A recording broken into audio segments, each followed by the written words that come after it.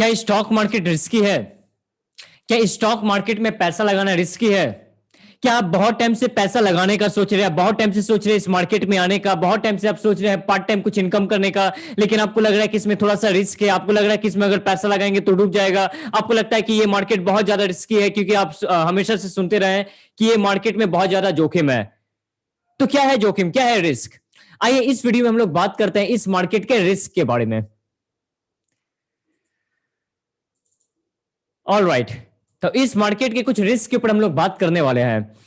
लेकिन इस वीडियो को शुरू करने से पहले एक मेरा छोटा सा सवाल है जो आपको सोचना चाहिए कि रिस्क है क्या। स्टॉक मार्केट रिस्की है, लेकिन पहले रिस्क क्या होता है, रिस्की क्या चीज होता है और रिस्की कब होता है कोई चीज। देखिए, स्टॉक मार्केट रिस्क नहीं है। अच्छा, स्टॉक मार्केट को एक बार बाद में लेते हैं, पहले समझिए रिस्क क्या होता है। दुनिया का वो सारा काम रिस्की है, दुनिया का वो सारा काम रिस्की है जो करने नहीं आता है, जिसके बारे में किसी को नॉलेज नहीं है, वो काम उसके लिए रिस्की है।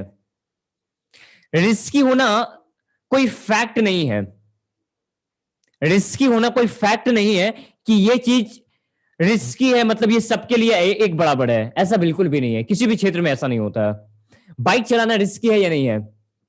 किसी के लिए रिस्की है, किसी के लिए बहुत कंफर्टेबल है। कार चलाना रिस्की है या कंफर्टेबल है? पर्सन टू पर्सन डिपेंड करता है। सारा का सारा activity person to person vary करता है। Clear to you? सारा का सारा activity person to person vary करता है। कोई भी एक्शन को देख के नहीं बोला जा सकता ये बस रिस्की है। ऑफ कोर्स कंपेयर किया जा सकता है कि ये काम इस काम से ज्यादा रिस्की हो सकता है, वैसे कंपेयर लेवल पे होता है। एज सच कोई एक लाइन में कमेंट नहीं कर सकता कि ये एग्जैक्टली यही है और ये सबके लिए वही है। Getting my point? तो स्टॉक मार्केट रिस्की नहीं होता है। Lack of knowledge, lack of practice, ये सब रिस्की होता है।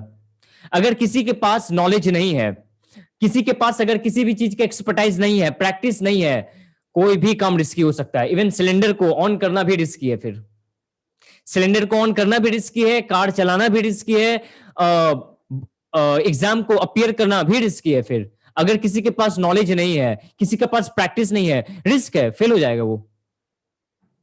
राइट? स्टॉक मार्केट कुछ अद्भुत नहीं है, ये बिल्कुल एक सिंपल नॉर्मल एक बिजनेस है जैसा कि बाकी है। स्टॉक मार्केट रिस्की नहीं है, बाकी सारा का सारा बिजनेस रिस्की है। अगर किसी को प्रॉपर तरीका नहीं मालूम है, प्रॉपर स्ट्रेटेजी नहीं है, किसी के पास प्रॉपर नॉलेज नहीं है और उस नॉलेज के ऊपर प्रैक्टिस नहीं है, तो सारा काम रिस्की हो जाता है, सारा बिजनेस रिस्की हो जाता है, सारा स्टडी रिस्की हो जाता है, दुनिया का सारा काम रिस्की हो जाएगा। फिर एग्जैक्टली स्टॉक मार्केट के साथ भी यही है। तो स्टॉक मार्केट में कुछ अद्भुत, कुछ अकेला ऐसा नहीं कि स्टॉक मार्केट रिस्की है। नहीं नहीं नहीं नहीं, सारा काम रिस्की है। फिर ऐसा बोलिए ना, सारा काम रिस्की है, लेकिन बाकी के साथ ऐसा शब्द का इस्तेमाल नहीं करता है। तो अगेन ये बात आ जाता है, यहां पे बाकी क्षेत्र में सबको मालूम रहता है कि एग्जैक्टली क्या है कैसा नहीं है, लेकिन यहां पे जब पैसों की बात आती है तो फिर थोड़ा सा अलग तरह का इमोशन, सेंटिमेंट स्टार्ट हो जाता है। तो आपसे ये नहीं बोलना चाहिए कि स्टॉक मार्केट रिस्की है, इनफैक्ट ये बोलना चाहिए lack of knowledge, lack of practice and lack of expertise. आपको इसमें कितना चैंपियन है आप उस चीज में, ये डिसाइड करेगा कि उसमें उस चीज के लिए आपका रिस्क का लेवल क्या होगा। क्लियर? तो is stock market risky? Is investing in stock market risky? तो आई होप कि आपको इसका जवाब मिल गया होगा। लेकिन कुछ हम ये बताना चाहते हैं कि मार्केट रिस्की कब हो जाता है, स्पेशली अब इस मार्केट के ऊपर हम लोग बात कर रहे हैं कि ये स्टॉक मार्केट रिस्की कब हो जाता है। तो पहला, जैसे कि अभी हम लोग बात किए हैं, लैक ऑफ नॉलेज, जब नॉलेज नहीं है, उसके ऊपर प्रैक्टिस नहीं है, तब वो रिस्की हो जाता है। लेकिन इस स्पेशलाइजेशन, इस मार्केट को लेकर अगर हम बात करना चाहते हैं तो 9 कारण ऐसा हम आपको बता रहे हैं कि इस कारण से मार्केट रिस्की हो जाता है, इस कारण से पैसा लोग खोते हैं, इस मार्केट से लोगों का बड़ा बड़ा नुकसान हो जाता है। और नुकसान हुआ आदमी, एक फ्रस्ट्रेटेड आदमी, स्टॉक मार्केट में नहीं, किसी भी चीज को लेके क्या बोल सकता है आपको ये मालूम है। तो स्टॉक मार्केट में कुछ ऐसा अलग कुछ नहीं कि इस पे बोला जा सके, जस्ट बाकी बिजनेस की तरह ये एक बिजनेस है, बस इसका थोड़ा सा मॉडल अलग है। आइए इस वीडियो में बात करते हैं कि कैसा रिस्क होता है इसमें। सबसे पहला आता है speculating the market. Speculating the market इसका मतलब ये है जब आप स्पेक्यूलेशन करना शुरू कर देते हैं, जुआ खेलना शुरू कर देते हैं इस मार्केट को लेके, विदाउट कोई एनालिसिस के, विदाउट कोई नॉलेज के, बस ऐसे ही आपको लग रहा है या किसी को भी लग रहा है कि यार बस शेयर का दाम ऊपर जाने वाला है, कंपनी का जो प्राइस है वो ऊपर जाने वाला है। ऐसा क्यों लग रहा है? कोई सॉलिड कारण नहीं है, बस लग रहा है। आज किसी पर्सन को लगा, आज राम श्याम को लगा कि स्टॉक इस स्टॉक का प्राइस ऊपर जाना चाहिए, ये ऊपर जाएगा यार, हमको लग रहा है ये ऊपर जाएगा, और वो लगा दिया। बताइए इसका पैसा का लॉस होना चाहिए या नहीं होना चाहिए? बिल्कुल होना चाहिए, बिल्कुल होना चाहिए, और होता भी है, बिल्कुल होता है वहां पे। जुआरी का पैसा डूबना अनिवार्य है, जुआरी का पैसा डूबना अनिवार्य, डूबना चाहिए। स्टॉक मार्केट जुआ नहीं है ना, तो बिजनेस है प्रॉपर। लेकिन अगर किसी भी बिजनेस को अगर आप एक अलग अप्रोच देते हैं, जो अप्रोच देना चाहिए उससे हटके कोई एक डिफरेंट अप्रोच देते हैं, जो आपका मन में आया वो अप्रोच कोई देना शुरू कर दे, तो फिर तो पैसा का लाल होना, पैसा डूब जाना, ये तो जायज सी बात है। तो रिस्की कब हो जाता है मार्केट? जब मार्केट में स्पेकुलेशन स्टार्ट हो जाता है, जब कोई पर्सन स्पेकुलेशन करना शुरू कर देता है, तब यह मार्केट रिस्की हो जाता है। दूसरा है जब ट्रेडिंग करना शुरू कर देता है फ्यूचर एंड ऑप्शन में। जब फ्यूचर एंड ऑप्शन में पैसा लगाना शुरू कर दे without knowledge, again I repeat, हालांकि फ्यूचर एंड ऑप्शन एक बहुत वास्ट टॉपिक है, और फ्यूचर एंड ऑप्शन से बहुत लोग बहुत बढ़िया तरीके से पैसा मैनेज कर रहे हैं, बहुत बढ़िया तरीके से पैसा को कमा रहे हैं फ्यूचर एंड ऑप्शंस के दम पे। लेकिन वो लोग वो होते हैं जिनको इनके ऊपर बहुत अच्छा प्रैक्टिस है, एक सॉलिड प्रोफेशनल नॉलेज है, वो लोग ये करते हैं, वो लोग फ्यूचर एंड ऑप्शन करते हैं। क्योंकि फ्यूचर एंड ऑप्शन में पोटेंशियल बहुत है कि पैसा को बहुत जल्दी मल्टीप्लाई कर देने का, बहुत जल्दी पैसा को मल्टीप्लाई कर देने का पावर स्टॉक मार्केट में, फ्यूचर एंड ऑप्शंस पे। अगर आप कभी भी सुने होंगे कि कोई है जिसका स्टॉक मार्केट में बहुत बड़ा नुकसान हो गया, बहुत बड़ा लॉस हो गया है, स्टॉक मार्केट से दूर रहने का, अरे उनका तो है जो बहुत बड़ा लॉस हो गया, अगर कोई ऐसा बोल दे, अगर आप कभी ऐसा सुने कि स्टॉक मार्केट में किसी का बहुत बड़ा पैसा चला गया, घर बार बिक गया, ये हो गया, वो हो गया, बाप रे बाप ये हो गया, तो समझ जाइए उसका कारण है ये trading in future and option. वो फ्यूचर एंड ऑप्शन में पैसा जरूर लगाया होगा, तभी इतना बड़ा लॉस संभव हुआ है। और फ्यूचर एंड ऑप्शन में पैसा लगाना, नॉलेज को नहीं रखना, प्रैक्टिस को नहीं रखना, यार पैसा डूबना तो बनता है, पैसा डूबना तो बनता है, बिल्कुल बनता है। किसी को ट्रक चलाने नहीं आता है और मेन रोड पे स्टार्ट हो जाए, जीटी रोड पे स्टार्ट हो जाए, रनिंग रोड पे स्टार्ट हो जाए ट्रक लेके, क्या होगा फिर? और फुल स्पीड में रखा हुआ है, ऑफ कोर्स एक्सीडेंट बनता है। वहां पे नहीं बोला जाता है कि यार ट्रक चलाना रिस्की है, वहां पे नहीं बोला जाता ट्रक चलाना में बहुत जोखिम का काम, इसमें जान का खतरा है। क्यों नहीं बोला जाता है वहां पे? बिल्कुल सही, सही कारण पकड़ रहे आप, एग्जैक्टली यहां पे भी यही है। बट क्या है ना कि ये मार्केट में नंबर्स में सब कुछ दिखाया था, इतना रुपया का प्रॉफिट, तो प्रॉफिट है ना एक नंबर में आया हुआ है, इतना का लॉस, तो क्या है ना लॉस ना एक नंबर्स में है। तो नंबर्स में जब रहता है ना तो दिमाग एकदम क्लियर कट रहता है, इसलिए इसमें लॉस ज्यादा अच्छे से दिख पाता है। इस मार्केट का लॉस और प्रॉफिट अच्छे से साफ साफ रियल टाइम बेसिस पे आपको दिख जाता है, इसलिए लोग इसके ऊपर ज्यादा जल्दी फास्ट कमेंट पास कर देते हैं, और जिसका लॉस हुआ है, जिसका बहुत बड़ा लॉस हुआ है, उनका कमेंट भी एक अलग ही लेवल का होगा, राइट। अगला रिस्क क्या है? Entering in market without proper strategy. कोई स्ट्रेटजी नहीं है कि अगर कोई प्लान करके गया, कोई स्ट्रेटजी लेके गया है, या कोई एक अपना ओपिनियन लेके गया, ओपिनियन के साथ मार्केट में एंट्री लिया है, बहुत बढ़िया बात है कि लग रहा है कि मार्केट में ये होने का संभावना ज्यादा है, ये होने का प्रोबेबिलिटी ज्यादा है। और वैसे भी आप जानते हैं कि मार्केट एक प्रोबेबिलिटी का गेम है, कोई भी एनालिसिस 100% राइट नहीं हो सकता है, कोई भी एनालिसिस 100% राइट नहीं हो सकता है। एक प्रोबेबिलिटी होता है कि ये होने का संभावना ज्यादा है, और संभावना अगर होने का बहुत ज्यादा है तो उस पर चल प्ले किया जा सकता है, उस पर पैसा लगाया जा सकता है, तो प्रोबेबिलिटी होता है। लेकिन वो प्रोबेबिलिटी फेल भी तो हो सकता है। अगर फेल हो गया तो क्या करना है? तब तो लॉस हो जाएगा। कितना लॉस लेके निकलना है? जो ओपिनियन लेके जा रहा है, जिसका एक सेट ऑफ ओपिनियन है, उस ओपिनियन को चाहता है कि इन्वेस्ट करना, उस ओपिनियन के दम पे वो इन्वेस्ट करना चाहता है, उसको ट्रेड करना चाहता है, बहुत बढ़िया बात है। लेकिन अगर कुछ ऐसा गड़बड़ हो गया तो क्या करना चाहिए, तो उसके पास इस चीज का आंसर नहीं रहता। इस चीज का आंसर नहीं होना कि अगर गड़बड़ हो गया तो क्या करना है, यह रिस्क का कारण बन जाता है। वो रिस्क को अपना बढ़ा दिया। एक ही टाइम पे दो लोग स्टॉक मार्केट में एंट्री करेंगे, एक ही टाइम पे दो लोग स्टॉक मार्केट का कोई कंपनी का किसी पर्टिकुलर शेयर को लेंगे। एक के लिए रिस्क ज्यादा है, एक के लिए रिस्क कम है, दोनों एक ही तरह का सौदा लेगा, दोनों अलग अलग प्रॉफिट लॉस के साथ बाहर निकलेगा। ऐसा क्यों? नॉलेज का लेवल, प्रोफेशनलिज्म का लेवल, प्रैक्टिस का लेवल, ये लेवल डिसाइड करेगा कौन कितना प्रॉफिट के साथ निकलेगा, कौन कितना लॉस के साथ निकलेगा। ऐसा भी हो सकता है कि शेयर का प्राइस ऊपर तो गया है, दो आदमी अगर शेयर लिया है, ठीक है, तो कंपनी तो ऊपर चला गया, शेयर का प्राइस ऊपर तो गया, इसके बाद भी ये पॉसिबल है कि एक आदमी प्रॉफिट पे निकले, एक आदमी लॉस पे निकले। ऐसा होता है, ऐसा हुआ है और ऐसा होता रहेगा। ऐसा किस लिए?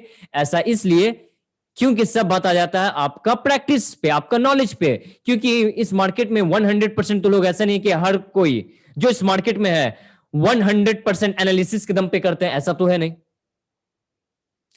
कोई तो है जो बहुत ज्यादा सोचे समझे बिना या बहुत ज्यादा किसी से मोटिवेट होके बिना कुछ समझे इस मार्केट में पैसा लगा देना, कोई तो ऐसा है।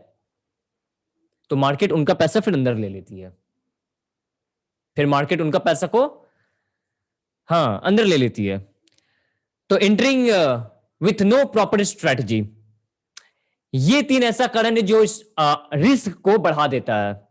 खासकर इस मार्केट में रिस्क को बढ़ा देने में इनका बहुत बड़ा हाथ है। और भी है। अगला पॉइंट है फॉलोइंग रिकमेंडेशन। अच्छा, ये पॉइंट प्लस भी है और माइनस भी है देखा जाए तो। पहले हम पॉजिटिव एस्पेक्ट को पहले क्लियर करते हैं। फॉलोइंग रिकमेंडेशन का मतलब हो गया है किसी एडवाइजर को फॉलो करना।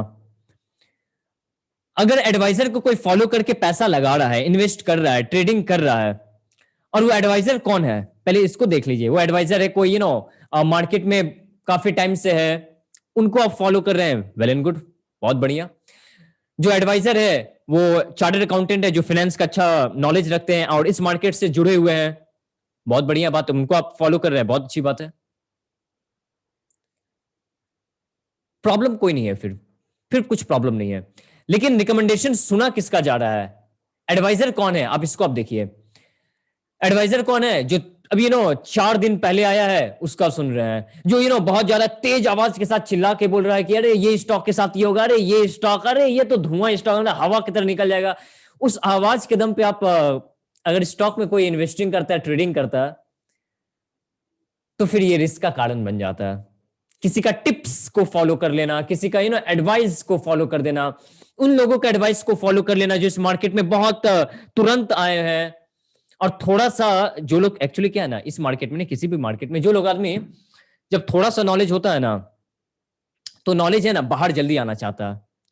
हिंदी में आप लोग सुने होंगे, कहावत है, अधजल गदरी छलकत जाए, राइट। तो जो लोग तुरंत तुरंत इस मार्केट को शुरू किए हैं, उन लोग को बहुत हड़बड़ी रहता है, बस किसी को दिखाने का, किसी को चमकाने का। अब चमकाने में क्या होता है, कोई तो है किसी के कानों में तो जिसका चमकाहट पहुंच जाता है और वो ज्यादा इन्फ्लुएंस हो जाता है, मोटिवेट हो जाता है और पैसा लगा देता है। रिस्क का कारण बन जाता है ये। ओके, सो फॉलोइंग रिकमेंडेशन, किसको फॉलो किया जा रहा है, किसको आप फॉलो कर रहे हैं, ये देखना है। लेकिन एक बात श्योर है, उनका आवाज पे नहीं जाना चाहिए, उनका एक्सपीरियंस पे रहना चाहिए। उनका नॉलेज को आप देखिए, उनका प्रैक्टिस को देखिए, कब से मार्केट में है ये देखिए। उसके बाद आप लगाने का सोच सकते हैं कि हाँ, इनका एडवाइस को फॉलो किया जा सकता है। एडवाइस को फॉलो करना बिल्कुल सही है, इसमें कोई गलत नहीं कि किसी का कोई एडवाइस को फॉलो कर रहा है। लेकिन एडवाइजर कौन है, थोड़ा सा बैकग्राउंड उनका पता होना चाहिए कि इस मार्केट से है या नहीं है और कब से इस मार्केट में है। थोड़ा इसका अगर आप ज्ञान रखेंगे तो बेहतर होगा। अगला जो रिस्क को बढ़ा देता है इस मार्केट में, वो पॉइंट है ये, not following risk management system.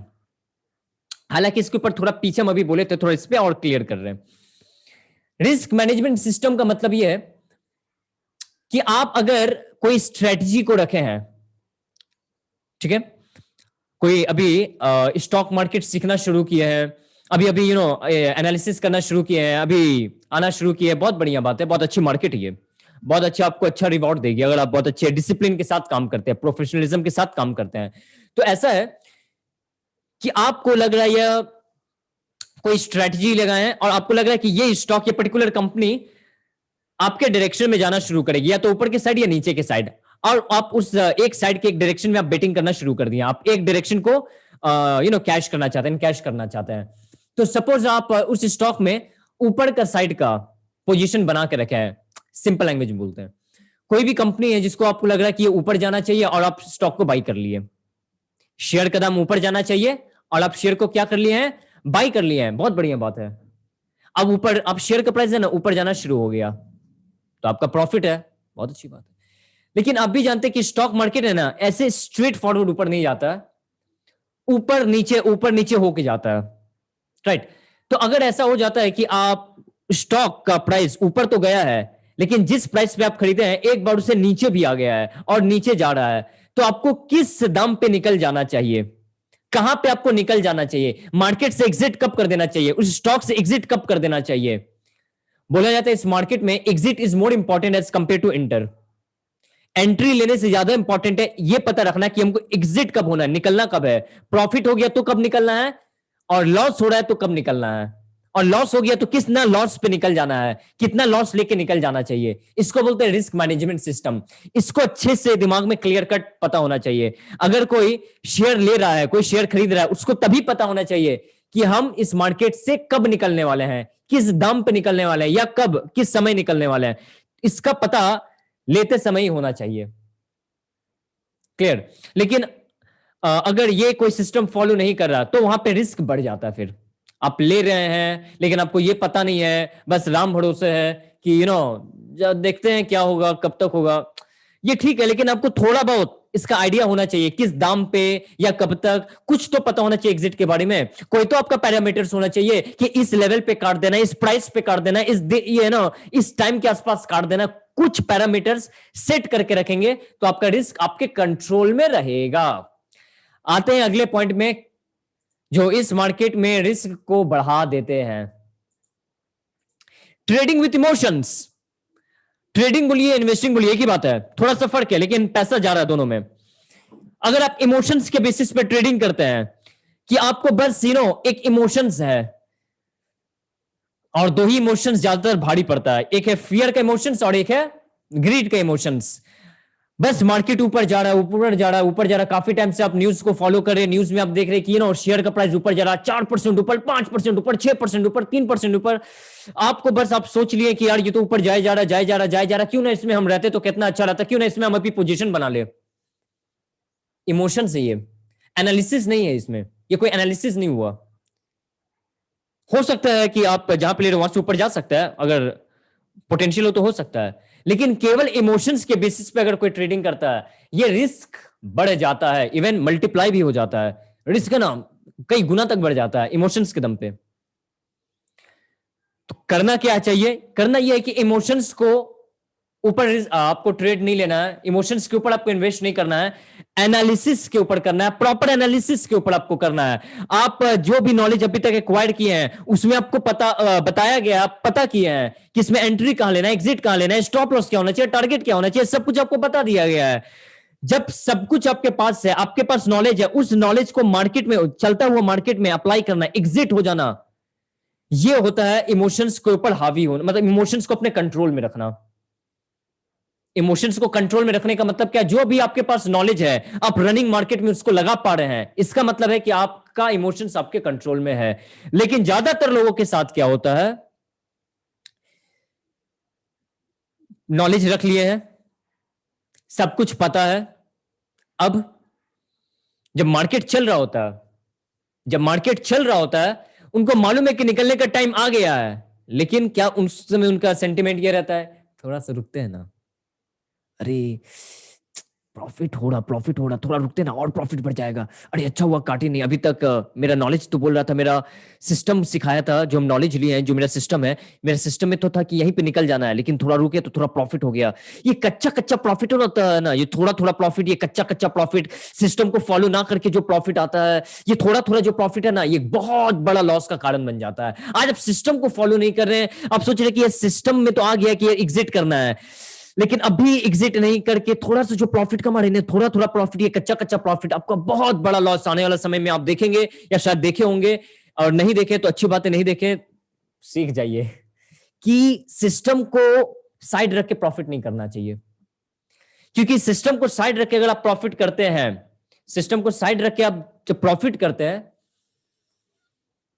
तो फिर एक चीज होता है, एक चीज वहां पे कंफर्म हो जाता है कि आपका डिसिप्लिन ब्रेक हो जाता है। और डिसिप्लिन ब्रेक होने से आने वाले समय में आपको बड़ा अच्छा खासा लॉस देखने को मिलता है। एक चीज तो तय है कि 3-4 बार आप जब इन्वेस्टिंग की है, ट्रेड की है, इसमें जो भी आपका प्रॉफिट हुआ है, एक बार में वो सारा लॉस निकल जाएगा। 3-4 बार में आप जो अभी तक प्रॉफिट किए थे, इतना टाइम से जो प्रॉफिट किए थे, एक बार एक स्टॉक में लॉस होने से वो सारा लॉस का साइज इतना बड़ा होगा कि उस सारा प्रॉफिट को लेकर चला जाएगा आपका। इसलिए सिस्टम को फॉलो करना बहुत जरूरी है।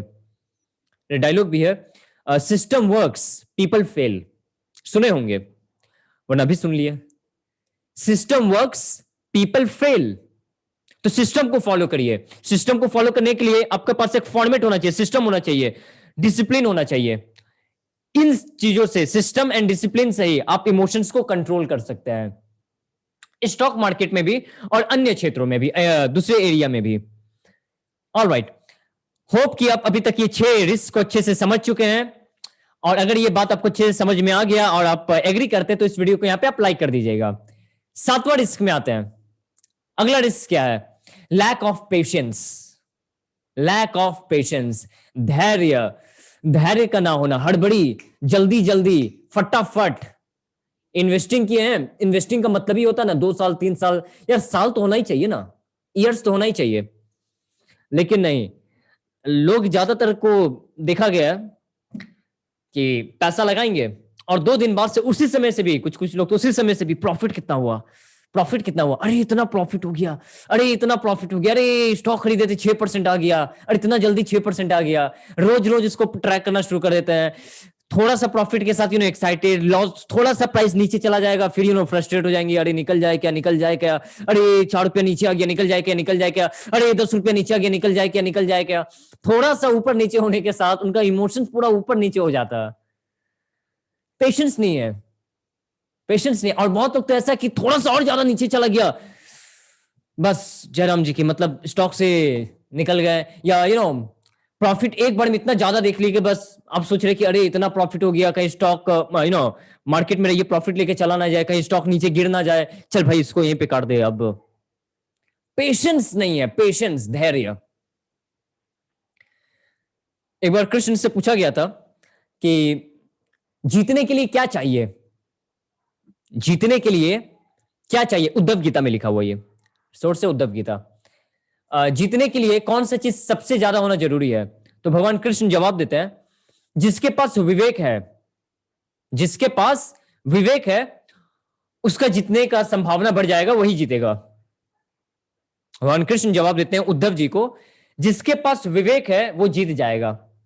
क्योंकि आप जानते हैं जब महाभारत का जुआ खेला गया था, 2 लोग के बीच में हुआ था, दुर्योधन और युधिष्ठिर महाराज। तो युधिष्ठिर महाराज को हारना इसलिए पड़ा था क्योंकि उनके पास विवेक नहीं था, और दुर्योधन अपना विवेक का इस्तेमाल किया था। उनको पता है कि यार मेरे पास नॉलेज है नहीं, एक्सपर्टाइज है नहीं, वो समझ रहे अपने आप को, पेशेंस है उनके पास, सही टाइम पे पेशेंस के साथ सही डिसीजन लिए हैं। वो अपना गेम मामा शकुनी के हाथ में पकड़वा देते हैं कि आप खेलिए, आप खेलिए, मेरे बदले में आप खेलिए। यह था दुर्योधन का सबसे बड़ा अकलमंदी, क्योंकि जानता है कि उस खेल में वो जीत नहीं सकता है, वो अपना खेल उसको, उसके हाथ में दे रहा है जो उस खेल का मास्टर आदमी है। और युधिष्ठिर महाराज, उनको तो खेलना आता नहीं था। उनको क्या करना चाहिए था कि भगवान कृष्ण के हाथ में वो अपना खेल दे देना चाहिए था। जरा कल्पना कीजिए कि अगर वो महाभारत का जो पाशा का जो खेल था, जो पाशा का खेल हुआ था ना, वो अगर शकुनी और कृष्ण के बीच खेला जाता तो क्या होता, नतीजा क्या निकल के आता? लेकिन हुआ क्या, ये कॉल ऑफ साइड जीत गए थे। क्यों जीत गए थे? क्योंकि इनमें विवेक था। अच्छा ये भी है, ऑलराइट, इस पे आते थोड़ा। लैक ऑफ पेशेंस होना, पेशेंस नहीं है, धैर्य नहीं है, हड़बड़ी, जल्दी जल्दी। वॉरेन बफे जो इस मार्केट के भगवान कहे जाते हैं, उनका पेशेंस को लेके ये वाक्य है, ये उनका स्टेटमेंट है, stock market is the place to transfer money from impatience to patience people. Warren Buffett ji कहते हैं कि स्टॉक मार्केट एक ऐसा प्लेस है जहां पे पैसा शिफ्ट होता है। किससे किसके तरफ शिफ्ट हो जाता है?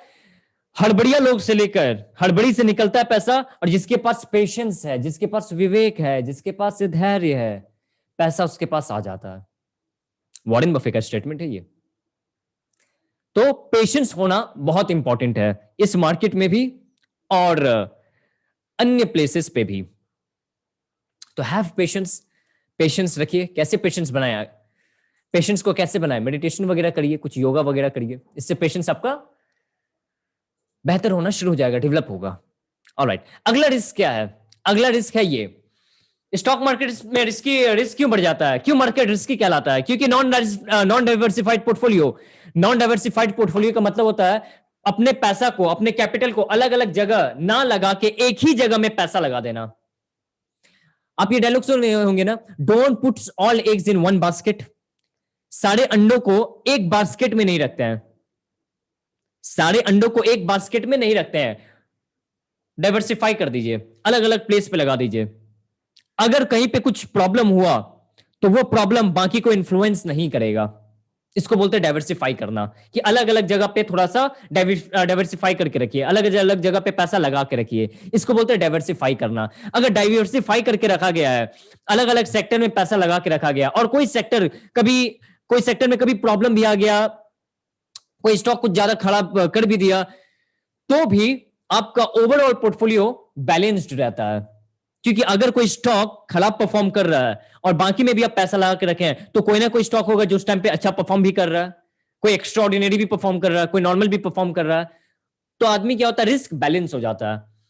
लेकिन अगर कोई डाइवर्सिफाई नहीं करता है, एक ही स्टॉक पे अपना बहुत ज्यादा कॉन्फिडेंट के साथ बहुत ज्यादा पैसा लगा देते हैं, एक ही बास्केट में सारा एग्स रख देते हैं, एक ही स्टॉक में सारा कैपिटल रख देते हैं, अब ये हो जाता है रिस्क। अब या तो एक्सट्रीम लेवल पे आ गई, अब होगी आड़ या पाड़, अब या तो इस पाड़ या उस पाड़। क्योंकि यहां पे क्या होगा, अब तो या तो उसको बहुत ज्यादा प्रॉफिट मिलेगा, बहुत ज्यादा लॉस हो जाएगा, क्योंकि उसके पास ज्यादा कैपिटल है। ज्यादा कैपिटल एक कुछ स्टॉक में लगा के रखा है, मतलब क्वांटिटी बहुत ज्यादा लेके रखा है, अब उसका लॉस भी बहुत ज्यादा होगा। अब लॉस बहुत ज्यादा, अब लॉस हुआ तो बहुत ज्यादा होगा, ऑफ कोर्स प्रॉफिट भी होगा तो ज्यादा होगा। लेकिन ये जो बहुत ज्यादा प्रॉफिट और बहुत ज्यादा लॉस होता है ना, ये बिजनेस है या जुआ है? सोचिए, जहां पे प्रोबेबिलिटी 50-50% है, या तो बहुत ज्यादा प्रॉफिट या बहुत ज्यादा लॉस। 5,000 का बाजी, 5,000 तेरा या 5,000 मेरा, 5,000 का 10,000, या तो पूरा जीरो। 5,000 अगर कैपिटल है, या तो 10,000 होगा या जीरो होगा। प्रॉफिट भी ज्यादा, लॉस भी ज्यादा। ये जुआ है या बिजनेस है? बिल्कुल सही, ये जुआ है। तो ये भी तो जुआ हो गया ना फिर। तो जुआ अगर इसको चाहते हैं कि ना हो, प्रॉपर बिजनेस तरीके से हो, तो क्या करना पड़ेगा? इसको ये करना है कि पैसा को डाइवर्सिफाई करिए, अलग अलग जगह पे पैसा लगा के रखिए, थोड़ा थोड़ा पैसा लगा के रखिए, एक सिस्टम के साथ पैसा लगा के रखिए। कितना पैसा किस में लगाना है, ये इसके ऊपर पूरा आपका नॉलेज होना चाहिए। क्या देख के पैसा लगाते हैं, कितना पैसा किस में लगाते हैं, इसका नॉलेज होता है। आप जहां पे ट्रेनिंग अगर कर रहे हैं, या प्रोफेशनल कहीं पे हैं, या आप नॉलेज एक्वायर कर रहे हैं, वहां पे आपको मिलता है। लेकिन एक बात है कि इसका कोई वन थंब रूल नहीं है, कितना पैसा किस में लगाएं, किस सेक्टर में कितना पैसा लगाएं, इसका कोई थंब रूल नहीं है। यह बहुत सब्जेक्टिव डिसीजन होगा, कि अब बहुत चीजें जिसको इन्फ्लुएंस करेगा इस डिसीजन को। But one thing is for sure, non diversified portfolio आपका रिस्क को मल्टीप्लाई कर देगा सर जी। और आखिरी रिस्क, ऑफ कोर्स ये आपको 8 रिस्क अच्छे से समझ में आ गया होगा। If you agree with me, please subscribe this channel, okay. No proper understandings. क्या बोला मैंने? नो प्रॉपर अंडरस्टैंडिंग्स, अंडरस्टैंडिंग का कम होना। मार्केट कैसे रन करता है, अंडरस्टैंडिंग का कम होना, अंडरस्टैंडिंग का कम होना, प्रॉपर अंडरस्टैंडिंग का ना होना।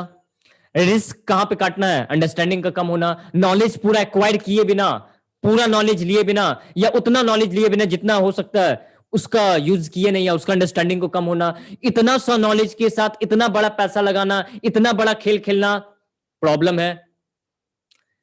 नॉलेज के साथ पैसा को देखिए, अगर आप तुरंत तुरंत शुरू किए हैं, रिसेंट में स्टार्ट किए हैं, आपको अपना कैपिटल का साइज छोटा रखना चाहिए, राइट। आपका बहुत ज्यादा एक्सपीरियंस हो गया तब तो आप जो करिए। लेकिन अगर रिसेंट में है, या आने का आप सोच रहे हैं, इस मार्केट में आने का, तो आपको क्या करना चाहिए? थोड़ा सा नॉलेज लिए, पहला टाइम में थोड़ा सा नॉलेज लिए, धीरे धीरे नॉलेज बढ़ेगा। लेकिन आप जब शुरुआत किए थोड़ा सा नॉलेज के साथ किए, इतना नॉलेज लिए हैं तो इतना पैसा लगाना चाहिए, इतना नॉलेज हो जाएगा फिर इतना पैसा लगाना चाहिए, इतना अंडरस्टैंडिंग हो जाएगा फिर इतना पैसा लगाना चाहिए। अंडरस्टैंडिंग बढ़ गया, पैसा बढ़ा लीजिए, अंडरस्टैंडिंग बढ़ गया, पैसा बढ़ा लीजिए। लोग यहाँ पे क्या करते हैं, पूरा उल्टा करते हैं। अंडरस्टैंडिंग इतना रहेगा, कैपिटल इतना लगाएंगे, फिर लॉस होगा और फिर बोलेंगे स्टॉक मार्केट जुआ होता है, स्टॉक मार्केट जुआ होता है, स्टॉक मार्केट जुआ होता है। अद्भुत लोग हैं ये लोग भी, अपनी अपनी राय है। तो नो प्रॉपर अंडरस्टैंडिंग, ये वो चीज है जो रिस्क को बढ़ा देता है। आई होप कि आपको ये बात समझ में आएगी कि 9 पॉइंट्स हम लोग यहां पे शेयर किए, जहां से आपका रिस्क बढ़ जाता है, जिस कारण से आपका रिस्क बढ़ जाता है, राइट। ये 9 तो रिस्क रह गया, इस 9 पॉइंट्स के कारण रिस्क बढ़ जाता है। लेकिन इसका सॉल्यूशन क्या है, अब हम आपको बताना चाहते हैं। सॉल्यूशन आपके लिए एक सॉल्यूशन है, सॉल्यूशन है ये, टेक प्रॉपर प्रोफेशनल ट्रेनिंग। एक प्रोफेशनल ट्रेनिंग लीजिए। अगर आप इस मार्केट में सही तरीके से पैसा बनाना चाहते हैं, आप इस मार्केट में चाहते हैं सस्टेन करना, आप चाहते हैं इस मार्केट से बड़ा रिटर्न कमाना, रिवॉर्ड कमाना, आप इस मार्केट से एक्स्ट्रा सोर्स ऑफ इनकम कमाना चाहते हैं, मेन सोर्स ऑफ इनकम कमाना चाहते हैं, आपके पास प्रोफेशनल नॉलेज होना चाहिए। प्रोफेशनल नॉलेज होना पड़ेगा आपके पास, डिसिप्लिन्ड नॉलेज होना चाहिए। अब डिसिप्लिन होना चाहिए आपका, आपके पास स्ट्रक्चरल नॉलेज होना पड़ेगा। और एक खास बात, disciplined knowledge, structure knowledge, sequence के साथ, इसके लिए आपको प्रोफेशनल ट्रेनिंग लेना पड़ेगा सर जी। अब पता नहीं बोलना चाहिए नहीं बोलना चाहिए, यूट्यूब पे ऐसा क्या होता है ना, नॉलेज बहुत ज्यादा है यहां पे, यूट्यूब पे नॉलेज का बम्बार्डिंग बहुत है। यूट्यूब आपको नॉलेज तो बहुत देगी, लेकिन उसमें थोड़ा सा जो मुझे कमी लगता है, इसमें आपको स्ट्रक्चर नॉलेज नहीं मिलेगा, आपको सिक्वेंशियल नॉलेज शायद ना मिले। एग्री विथ मी कि यूट्यूब में नॉलेज तो बहुत है, भर भर के नॉलेज पड़ा है, लेकिन आपके पास एक स्ट्रक्चरल नॉलेज नहीं है, सीक्वेंस में नहीं है, आपके पास डायरेक्शन का कमी है, क्लैरिटी का कमी है। ये यूट्यूब थोड़ा सा फुलफिल नहीं कर पाता है, बट नॉलेज भरपूर मिलता है। और ये जो इसका कमी है, और एक खास बात, सक्सेस करने के लिए, पैसा बनाने के लिए इस मार्केट में, एक्स्ट्रा सोर्स ऑफ इनकम बनाने के लिए, सेकेंड सोर्स ऑफ इनकम बनाने के लिए, मेन सोर्स ऑफ इनकम बनाने के लिए, आपके पास स्ट्रक्चरल नॉलेज होना चाहिए, डायरेक्शन होना चाहिए, सीक्वेंस होना चाहिए, डिसिप्लिन होना चाहिए, सिस्टम होना चाहिए। इकलौता नॉलेज, सिर्फ नॉलेज, अगर ये सबके बिना है तो नॉलेज नो इंफॉर्मेशन है। अगर आपके पास कुछ नॉलेज है लेकिन आपके पास सिस्टम नहीं है, डिसिप्लिन नहीं है, स्ट्रक्चर नहीं है, डायरेक्शन नहीं है, क्लैरिटी नहीं है, आपके पास मेंटोर नहीं है, तो ये नॉलेज नहीं है। फिर जो आपके पास है ये इंफॉर्मेशन है, और इंफॉर्मेशन से पैसा नहीं बनता है, राइट। तो सॉल्यूशन यही है कि आपको लेना चाहिए प्रोफेशनल ट्रेनिंग, क्योंकि जैसे आप प्रोफेशनल ट्रेनिंग लेना शुरू करते हैं, आपको वहां पे सारा अच्छे से बताया जाएगा कि कैसे इमोशंस को कंट्रोल किया जाता है, कैसे कब कहां पे एंट्री लेना है, कब कहां पे एग्जिट करना है, कहां पे बाई करना है, कहां पे स्टॉप लॉस, कहां पे टारगेट, सब कुछ आपको समझाया जाएगा। एक प्रॉपर वे में आपको डायरेक्शन दिया जाएगा, क्लैरिटी दिया जाएगा, सीक्वेंस में बताया जाएगा, आपको सिर्फ फॉलो करना है।